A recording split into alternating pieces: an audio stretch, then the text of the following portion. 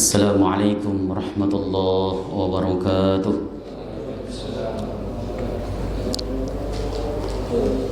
Alhamdulillahi rabbil alamin wal aqibatu lil muttaqin wala udwana illa 'alal zalimin. Asyhadu an la ilaha illallah wahdahu la syarika lah wa asyhadu anna Muhammadan 'abduhu wa rasuluh.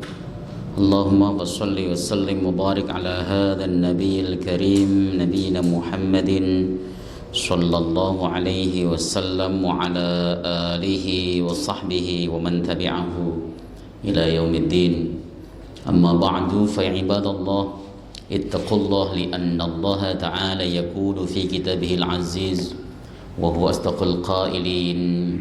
يا أيها الذين آمنوا اتقوا ربكم الذي خلقكم من نفس واحدة وخلق منها زوجها وبث منهما رجالا كثيرا ونساء واتقوا الله الذي تساءلون به والأرحام إن الله كان عليكم رقيبا. فإن أحسن الحديث كتاب الله وخير الهدي هدي محمد وشر الأمور محدثاتها وكل محدثات بدعة وكل بدعة ضلالة. Alhamdulillah, segala puji bagi Allah Subhanahu wa taala, Tuhan semesta alam yang telah memberikan kita nikmatul iman wal Islam wasihatil badan, sehingga kita bisa kembali bermujalasah dalam keadaan sehat walafiat. Salawat salam mudah-mudahan terus tercurah ke pangkuan Rasulullah Muhammad sallallahu alaihi wasallam beserta seluruh keluarga beliau, sahabat, kerabat dan pengikutnya, serta kita semuanya umat beliau, umat dakwah ijabah yang senantiasa istiqamah konsisten dalam menjalankan dan mengerjakan sunnahnya hingga akhir masa nanti. Jamaah sekalian yang dimuliakan oleh Allah Subhanahu wa taala, kita kembali akan membahas kitab Taisirul Alam Syarah Umdatil Ahkam. Kemarin kita telah membacakan hadis nomor 156, tapi penjelasannya tidak sampai selesai, maka kita lanjutkan saja penjelasan dalam hadis nomor 156. Di hadis nomor 156 itu kan diceritakan bahwa putri Rasulullah sallallahu alaihi wasallam yang bernama Zainab binti Rasulullah sallallahu alaihi wasallam wafat. Kemudian Nabi memerintahkan kepada perempuan-perempuan yang memandikannya untuk membasuhnya atau memandikannya dengan 3 kali guyuran atau 5 kali atau lebih banyak dari itu, artinya boleh lebih dari 5 kali. Kalau dalam riwayat lain sampai 7 kali atau lebih dari itu. Kalau kemudian Nabi mengatakan jika kalian sudah merasa cukup, maka guyurlah dengan dia dengan air yang dicampur dengan sidr. Daun sidr itu daun bidara Arab yang dia memiliki aroma harum wangi. Lalu yang terakhir, guyuran terakhir adalah diguyur dengan kafur atau kapur barus, ya. Diguyur atau diberikan sedikit kapur. Selesai itu, kalau sudah selesai kata Nabi, kasih tahu aku. Lalu Nabi kemudian memberikan izarnya, sarungnya untuk dipakaikan kepada Zainab, ya. Lalu Nabi sallallahu alaihi wasallam mengatakan ibda'na bimayaminha wa mawadhi'il wudu'i minha. Mulailah basuhan kalian dalam memandikan Zainab tersebut dari arah atau anggota tubuh yang bagian kanan atau anggota-anggota wudunya. Kemudian Ummu Atiyah dia berkata, kami mengepang rambutnya menjadi 3. Itu hadis yang kemarin kita baca 156. Kemudian mayu'khad minal hadisi, pelajaran apa sih yang bisa diambil dari hadis ini? Ya, apa yang bisa kita ambil dari pelajaran ini, baik dari sisi fikihnya ataupun yang lainnya. Yang pertama, wujubu ghuslil mayyitil muslim wa annahu fardu kifayatin. Wajib hukumnya untuk memandikan mayit yang muslim, orang Islam. Karena itu hukumnya fardu kifayah. Jadi jika ada orang muslim wafat, laki-laki maupun perempuan, wajib dimandikan kecuali dia adalah orang yang mati syahid. Orang yang mati syahid, syahid dunia akhirat ya tentunya, itu tidak dimandikan. Karena darahnya itu akan menjadi saksi dia kelak. Karena tidak dimandikan maka tidak boleh disolati. Ya, dia dikafankan dengan baju yang melekat di badannya, dan itu yang dilakukan Rasulullah SAW kepada sahabat Nabi yang wafat pada saat perang Uhud. Ya, semua seperti Hamzah bin Abdul Muthalib, kemudian Abdullah ibnu Jahsin dan sebagainya ya. Mus'ab bin Umair, itu semuanya tidak dimandikan. Mereka dimakamkan langsung dengan baju dengan darah yang melekat, tanpa dimandikan, tanpa dikafankan, tanpa disolati. Itu memang spesial, karena orang yang mati syahid itu orang spesial. Tapi kalau selain itu misalnya beragama Islam, maka wajib dimandikan, kecuali mazhab Abu Hanifah. Ya, mazhab Abu Hanifah mengatakan orang syahid tetap wajib dimandikan. Ya. Nah, kalau kemudian kita melihat hal itu, maka siapapun dia, baik dia itu matinya karena sesuatu, tertabrak atau mati karena penyakit, maka dia tetap harus dimandikan. Terbakar harus dimandikan, kecuali lagi jika terbakarnya sudah menjadi abu, hangus banget. Kalau tersiram air dia akan malah justru meritili. Itu apa meritili ya bahasa Jakartanya ya? Hancur ya, rontok. Kalau bahasa Demaknya itu meritili. Ya, rontok, maka itu tidak perlu dimandikan. Karena apa? Ada bisa menyebabkan keburukan, yaitu rontoknya anggota tubuh dan sebagainya. Tetapi kalau tidak, ya dimandikan. Semuanya dimandikan, ya. Itu hukumnya fardu kifayah, wajib hukumnya, dan itu sifatnya fardu kifayah. Karena mulasara jenazah itu hukumnya fardu kifayah. Orang itu sering menganggap atau meremehkan fardu kifayah. Fardu kifayah ini kalau ada yang melaksanakan sudah, saya tidak wajib. Padahal aslinya fardu kifayah itu ketika belum ada yang menjalankan, setiap individu justru terkena kewajiban. Beda kalau fardu ain. Fardu ain itu kewajiban individual. Salat misalnya, salat 5 waktu itu kewajiban individual, fardu ain. Artinya dia melekat kepada person orang masing-masing. Kalau salat jenazah, ada jenazah meninggal, sebelum ada yang melakukan pulasara, maka kewajiban itu melekat kepada semua orang yang ada di dekatnya, kepada orang-orang muslim yang ada di sekitarnya, orang muslim yang mendengarkannya, itu melekat kewajibannya. Nah, kecuali sudah ada orang atau sebagian orang yang melakukan pulasara, maka kewajiban itu menjadi hilang, sebab sudah dikifayai, dicukupi, dilakukan oleh sebagian daripada kaum muslimin. Seperti itu. Jadi fardu kifayah itu aslinya berat juga. Kenapa? Karena melekat kepada seluruh orang aslinya. Yang nomor 2, annal mar'ata la yaghsiluha illa nisa wabil aksi. Sesungguhnya perempuan itu tidak boleh memandikannya kecuali sesama perempuan, atau sebaliknya, laki-laki sesama laki-laki. Faktanya Rasulullah itu ayah kandung dari Zainab binti Nabi Sallallahu Alaihi Wasallam. Tetapi Nabi Sallallahu Alaihi Wasallam tidak memandikan Zainab, tetapi meminta perempuan-perempuan lain untuk memandikannya. Ini loh, ya, ini harus hati-hati. Meskipun itu adalah anaknya sendiri. Antum juga begitu. Kalau antum itu memiliki anak sudah mulai gede, misalnya 10 tahun dan sebagainya, misalnya ke toilet atau apa, mandi jangan disuruh bareng sama bapaknya. Ya, karena dia meskipun anaknya ghairu mahram tetap tidak diperbolehkan. Ya, karena ada aurat kubro di situ, aurat kubro. Wabil aksi, atau sebaliknya, laki-laki ya dengan laki-laki. Illa mastusniya minal mar'ati ma'a zawjiha, kecuali ya dikecualikan perempuan ya bersama dengan suaminya. Artinya kalau meninggal istrinya, suaminya boleh memandikan. Kalau yang meninggal adalah istrinya, lakinya, maka istrinya boleh mandikan, seperti itu boleh. Begitu ya. Wal ammah ma'a sayyidiha, dan amat budak perempuan bersama dengan sayyidnya. Falikullin minhuma ya ghuslu sahibihi, setiap dari mereka boleh untuk memandikan sahibnya. Artinya istri suami memandikan, suami istri memandikan, itu boleh. Amat sayyid memandikan itu diperbolehkan.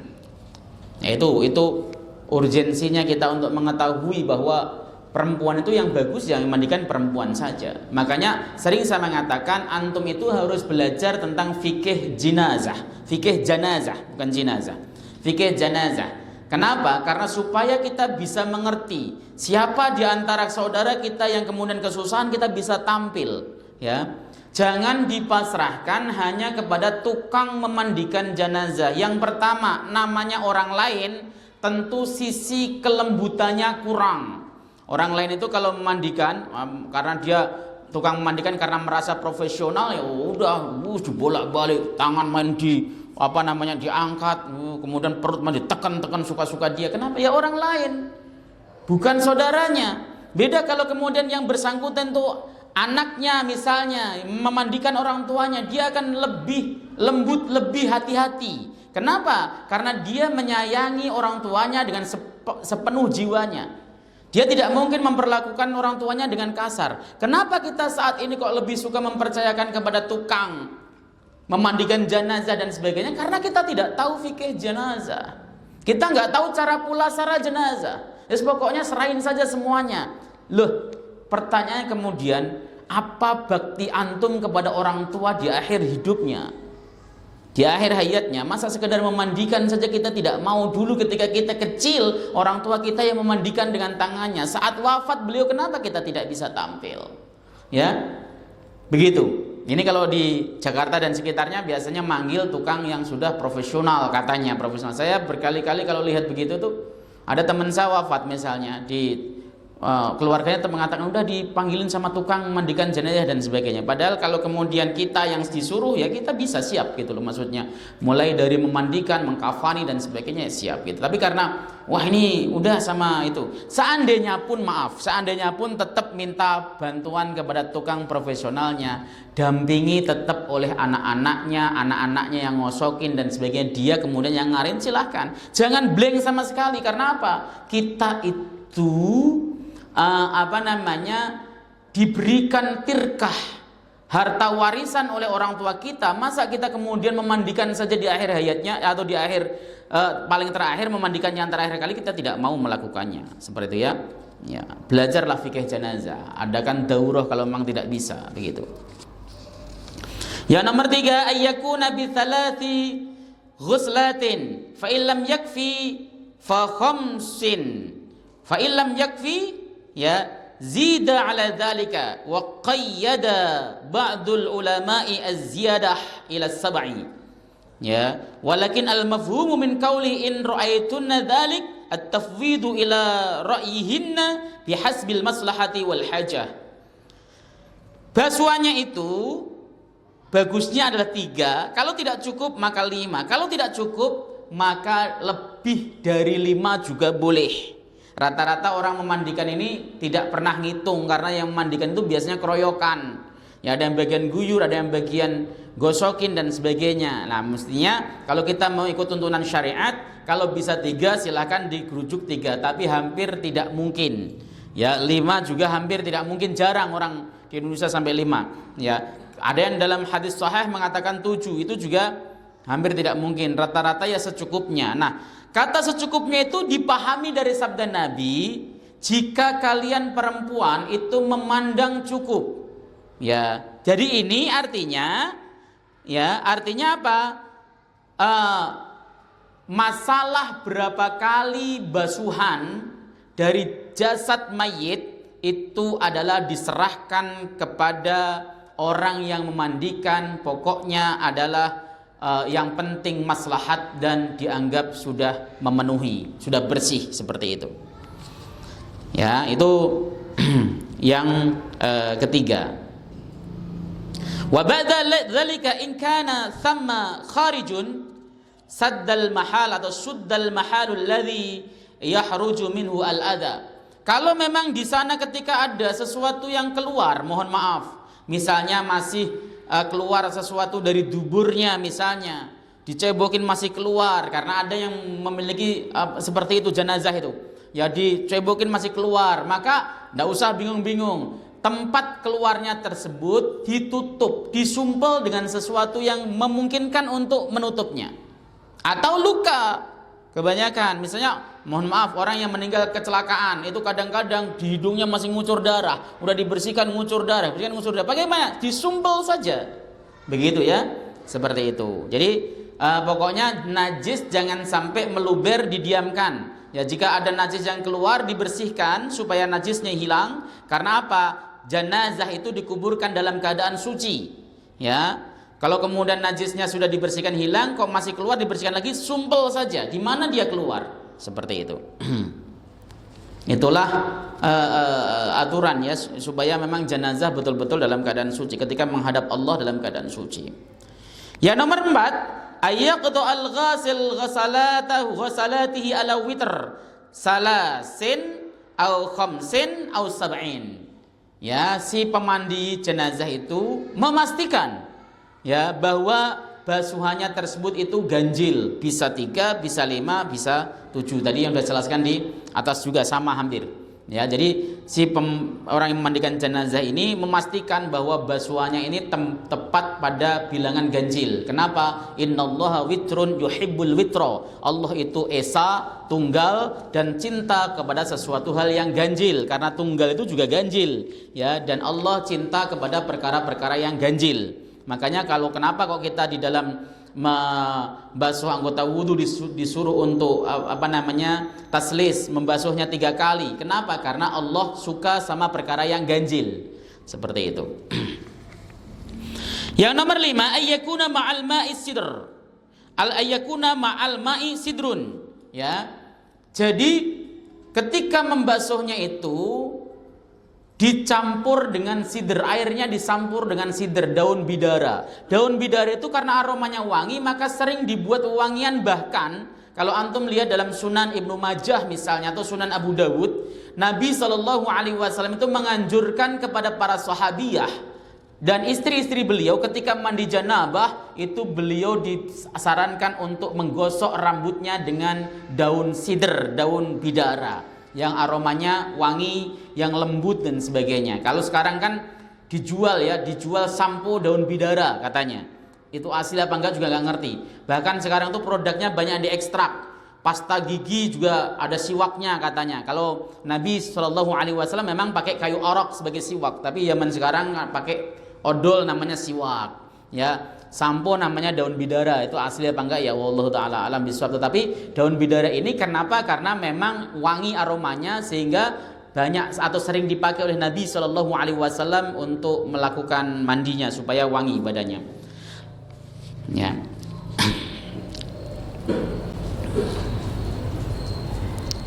Kenapa kemudian dicampur dengan bidara? Li'annahu yungki, karena dia itu sifatnya membersihkan, kayak sabun. Nah, orang Yaman sekarang ketika memandikan jenazah atau mandi sehari-hari itu jarang yang menggunakan daun bidara karena mereka sudah menggunakan sabun. Sabun itu lebih membersihkan. Makanya ulama-ulama zaman sekarang kontemporer ketika membersihkan najis itu dibersihkan kok tidak bisa hilang sifatnya. Misalnya sifat najis itu kan ada 3, rasa, bau, dan warna, kan begitu kan?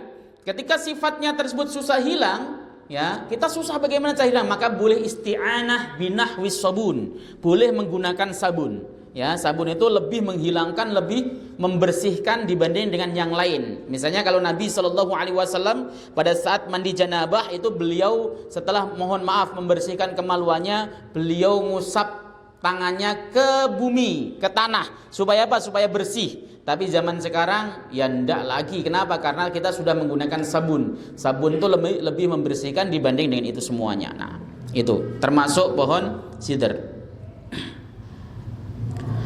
Wa yuslibu jasadal mayyiti, dan juga bisa membuat keras jasad mayit.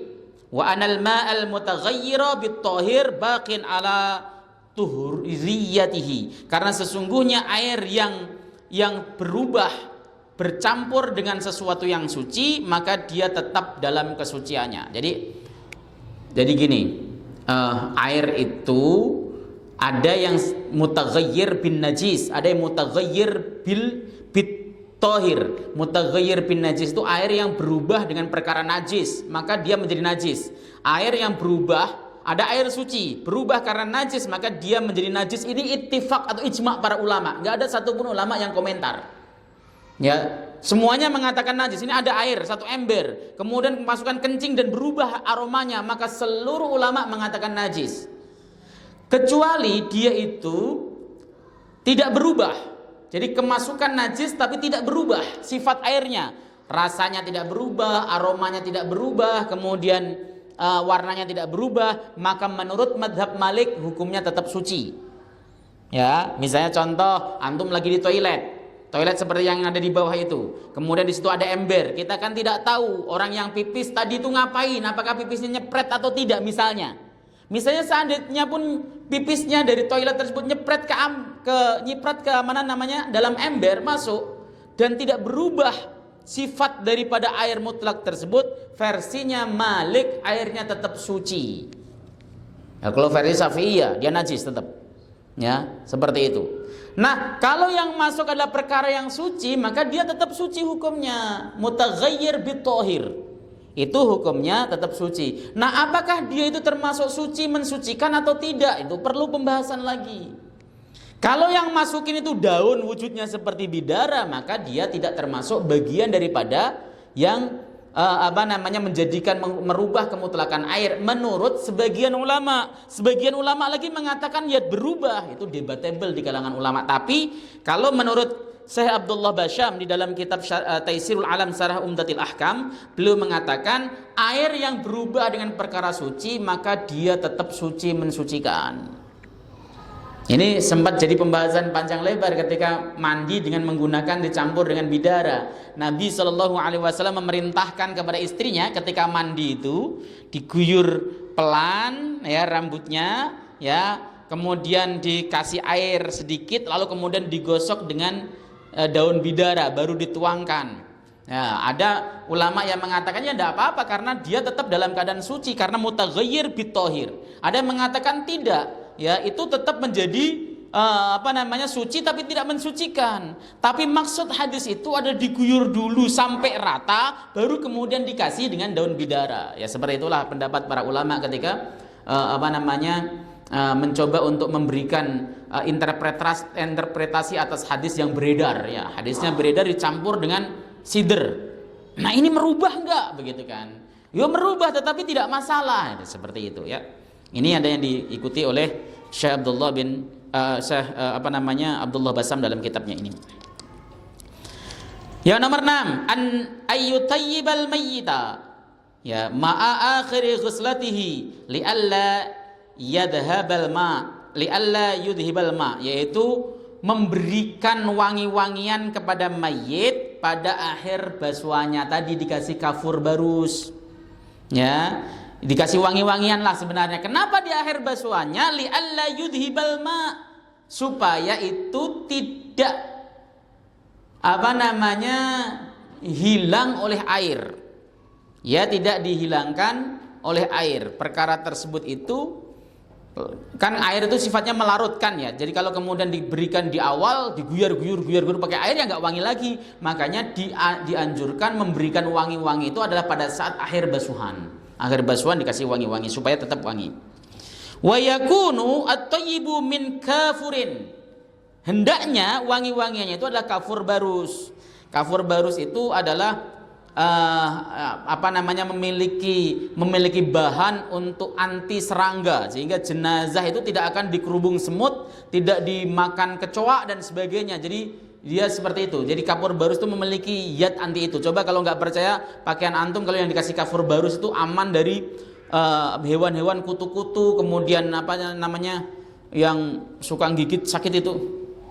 Ya, pokoknya hewan-hewan yang ada di baju-baju itu semuanya bisa hilang dengan kafur barus. Dan konon kafur barus itu memang asli produk Indonesia, konon ya, asli produk Indonesia di Sumatera konon. Ya. Sekarang juga masih dipakai. Li'annahu ma tayyibi raihatihi yashuddul jasad. Ya. Karena sesungguhnya dia di samping wangi juga itu menguatkan jasad, sehingga jasad itu fala yusri ilaihil fasad. Ya, jadi jasad tersebut tidak mudah rusak. Ya, fala yasra ilaihil fasad, maka itu tidak menjadikan jasad gampang rusak. Ya. Kemudian yang selanjutnya al bida'ah bi ghuslil a'dha'i syarifah wa hiya al mayamin wa a'dha'ul wudu. Ya, dimulai dari anggota tubuh yang mulia, yaitu anggota tubuh sebelah kanan. Ya, kita akan dianjurkan Nabi Shallallahu Alaihi Wasallam untuk mendahulukan yang kanan daripada yang kiri. Pada saat memandikan jenazah sekalipun kita disuruh untuk mendahulukan anggota tubuh yang kanan. Sebelah kanan dulu, badan sebelah kanan, tangan kanan dulu, kaki kanan dulu, baru kemudian kiri. Dan mendahulukan anggota wudu. Anggota wudu, ya, wajah, tangan, kepala, itu namanya anggota wudu, dahulukan itu karena itu merupakan anggota-anggota mulia. Ya. Kemudian yang nomor 8, dhafru sa'ri thalasa dhafair wa ja'alahu khalfal mayyit. Mengkepang rambut mayit menjadi 3 dan ditaruh di belakang. Ini kalau mayitnya perempuan yang rambutnya panjang. Kenapa? Karena Rasulullah atau dalam hadis ini Ummu Atiyah mengatakan kami mengkepang kepala Zainab dengan 3 kepang. Dan pada saat memandikan jenazah itu Nabi hadir, Nabi melihat. Namanya takrir, artinya ditetapkan oleh Nabi Shallallahu Alaihi Wasallam. Ketika ditetapkan oleh Nabi Shallallahu Alaihi Wasallam itu menjadi sunnah. Jadi sunnah bagi jenazah perempuan itu rambutnya dikepang 3 dan diletakkan di belakang, atau kepangnya itu di belakang posisinya. Ya. Kemudian yang nomor 9, at-tabarruk bi atharin Nabi Sallallahu Alaihi Wasallam.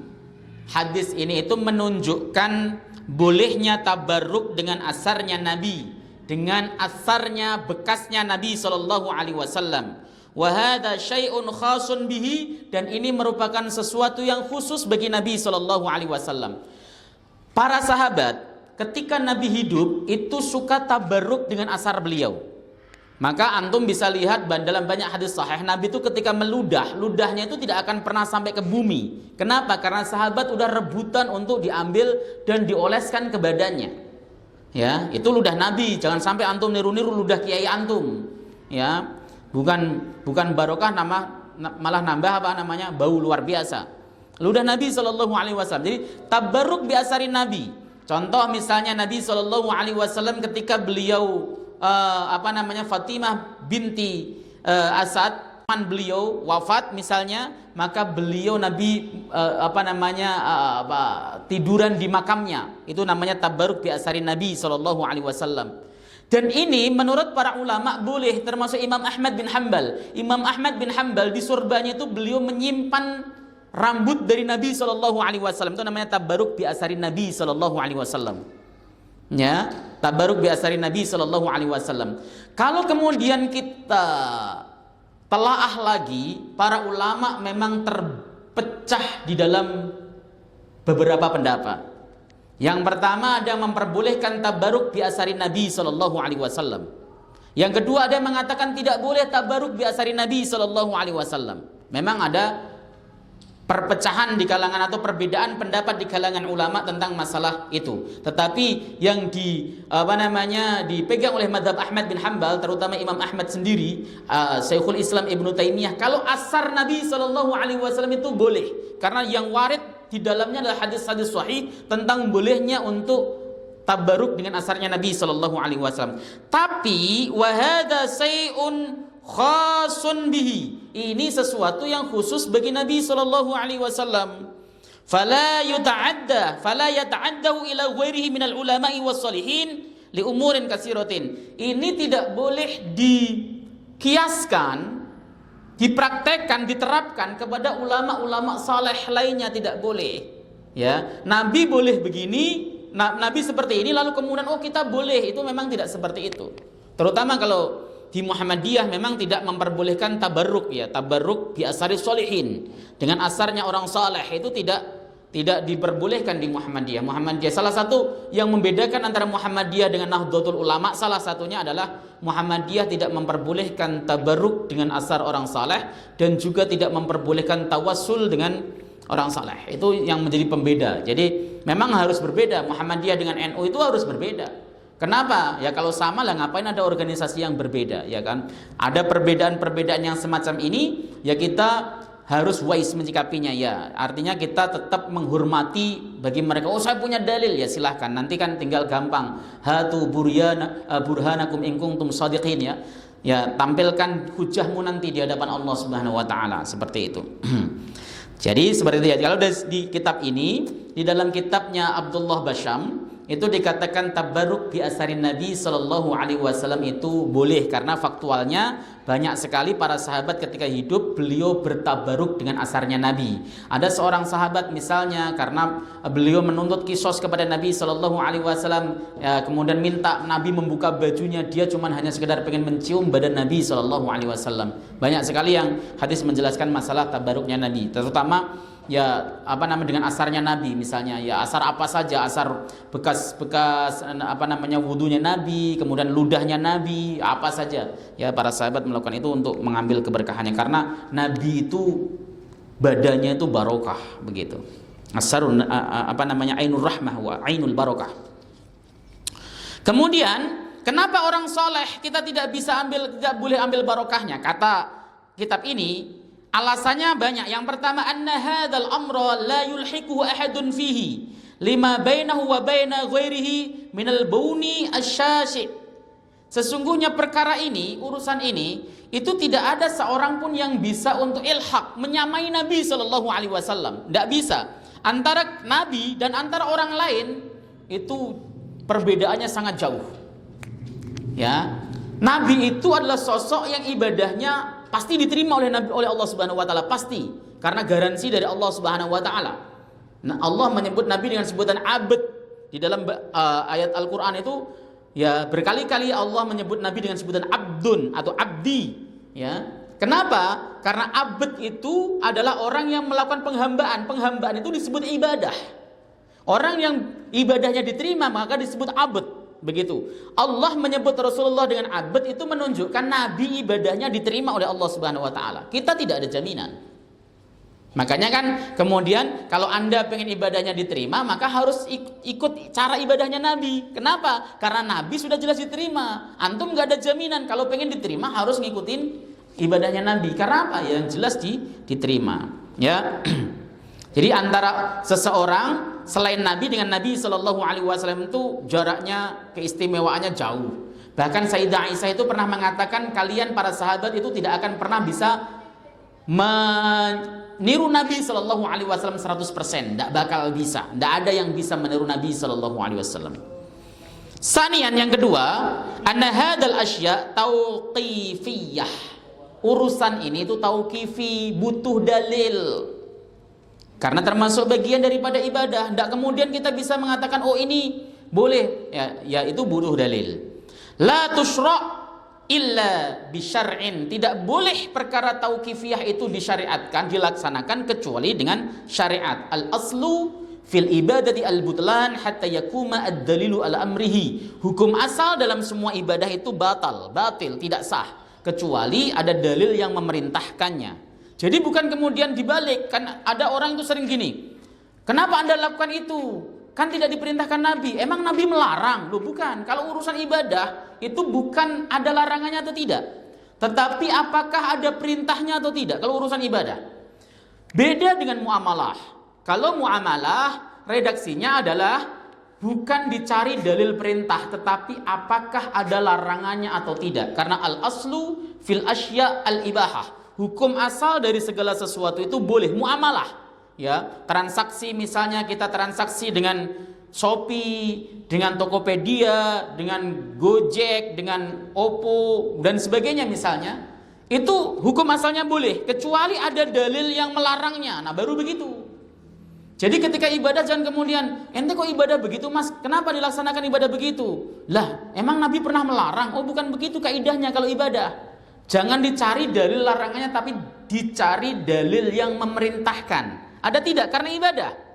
Ibadah itu apalagi yang sifatnya mahdoh itu tauqifiyah.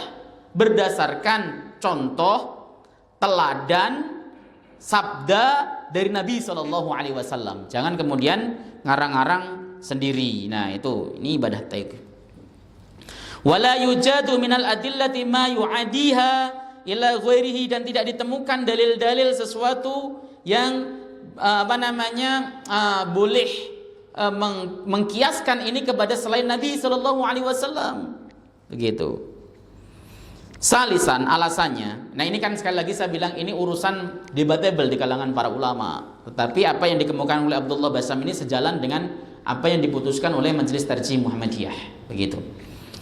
Yang nomor 3, anna sahabata ya'lamuna anna Abu Bakar afdalul ummah wa lam yarid annahum fa'alu ma'ahu ma yaf'alunahu ma'an Nabi sallallahu alaihi wasallam min at-tasabuq ala ma'i wudu'ihi wa nahwihi.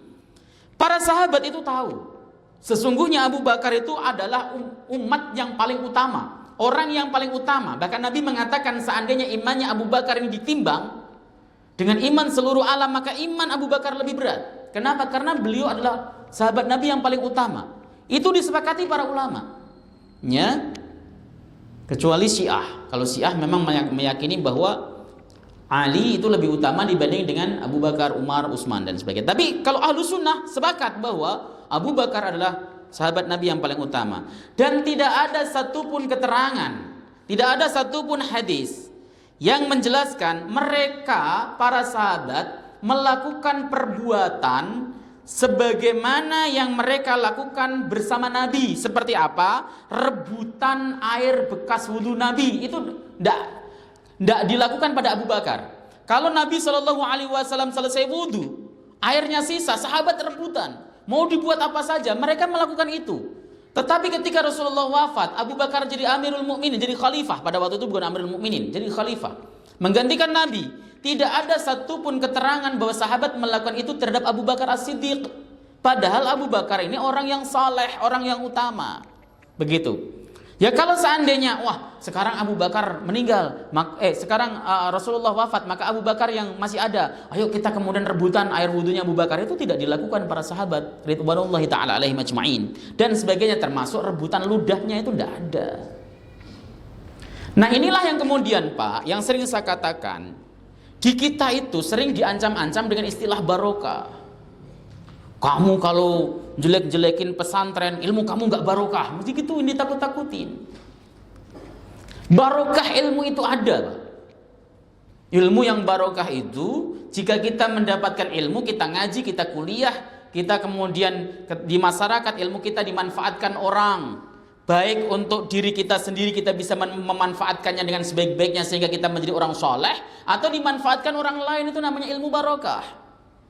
Ada yang ilmu yang tidak barokah, pinter, ngajinya pinter, tetapi tidak barokah, ya, tidak bisa diamalkan sendiri, dia rusak, dan juga tidak bisa diamalkan di depan banyak orang. Tidak ada yang mau mengambil ilmunya, itu yang namanya ilmu tidak barokah. Ada berkah ilmu itu ada, tetapi jangan kemudian santri itu ditakut-takuti dengan sedikit-sedikit ilmumu tidak barokah, ilmumu tidak barokah, ilmumu tidak barokah. Itu ancaman, ya. Kalau prinsip saya, selagi dia menjalankan, mengambil ilmu dengan baik, menjalankan syariat Allah Subhanahu wa taala dengan baik, ibadahnya baik, sholatnya baik, apa saja yang dilaksanakan, yang diketahui, diamalkan dalam kesehariannya, maka dia ilmunya tetap barokah, meskipun dia terkadang kritis, mengkritisi sendiri pesantren atau tempat kuliah dia atau alma mater dia. Wah, ini pesantren ini harusnya begini sih. Wah, kamu berani mengkritik pesantren, nggak barokah ilmumu. Bagi saya tidak masalah. Kritik saja, yang penting kritiknya bagus, membangun, jangan sampai menjelek-jelekan, karena kritik dengan mencaci maki itu beda. Nah, itu ya. Jadi keberkahan itu ada. Air hujan itu barokah.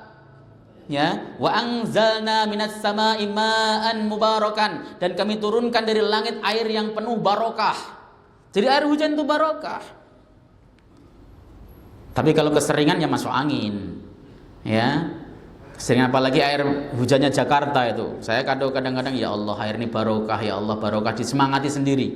Tapi ya tetap meriang kalau air hujannya Jakarta, karena sudah tercampur dengan berbagai macam polusi. Di awan sudah tercampur dengan asap-asap, lalu turun itu sudah menjadi yang tercemar, menjadi asam bahkan, luar biasa itu. Ya. Jadi keberkahan itu ada, cuman jangan sedikit-sedikit, wah tidak barokah, nyium tangan gurunya sampai bolak-balik itu. Ya. Kalau mau cium tangan orang soleh silahkan. Ya, ada yang melarang, ada yang membolehkan. Ya, takbil kepada tangan orang tua, orang soleh itu ada yang memperbolehkan. Kalau ada yang melarang untuk orang soleh, ya sudah salaman biasa, tidak masalah. Ya. Ada yang ngomong sama saya, Ustadz, kalau di Indonesia kenapa sih kalau ada orang soleh itu cium tangan, kalau di Saudi Arabia tidak ada? Di Saudi Arabia itu Pak, kalau ada orang soleh yang dicium bukan tangannya tapi jidatnya. Ketemu sama ulama itu, sama guru ngaji, selesai guru ngaji begitu, mereka salaman tapi kepala gurunya itu dipegang lalu dicucuk begitu.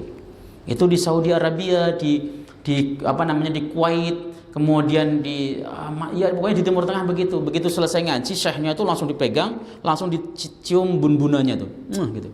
Lah kalau di Indonesia itu disebut kurang ajar. Ya, itu disebut adat, namanya masuknya adat. Di Indonesia yang disebut takzim itu adalah menghormati, itu mencium tangan, tapi jangan nunduk-nunduk, itu yang persoalannya Pak. Antum kalau nyium tangan guru nggak usah kemudian sampai gitu, enggak. Gurunya angkat aja tangannya begitu sejajar dengan hidungnya. Begitu caranya. Kalau memang mau. Yang dimasalahkan para ulama itu sebenarnya nunduknya, memberikan penghormatan sampai nunduk itu minimal hukumnya makruh, bisa sampai haram, itu serius. Ya.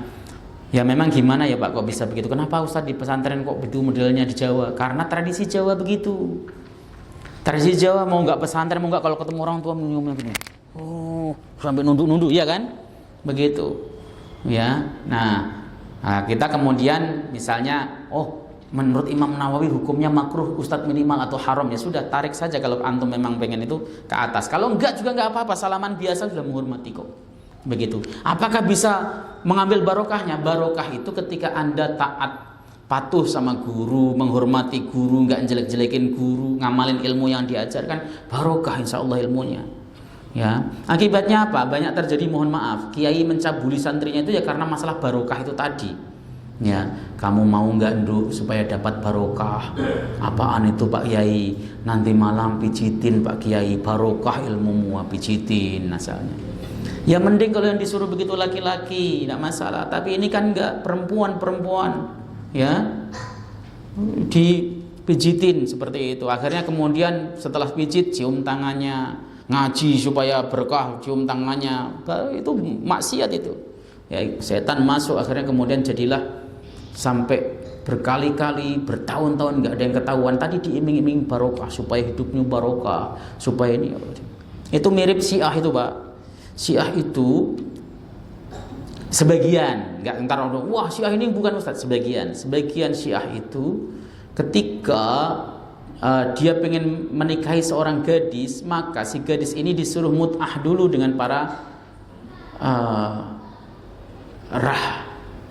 rahbar ya namanya ya, atau disuruh menikah dengan para imamnya, atau disuruh menikah mut'ah ya sebulan 2 bulan biar barokah, lalu kemudian dinikahi.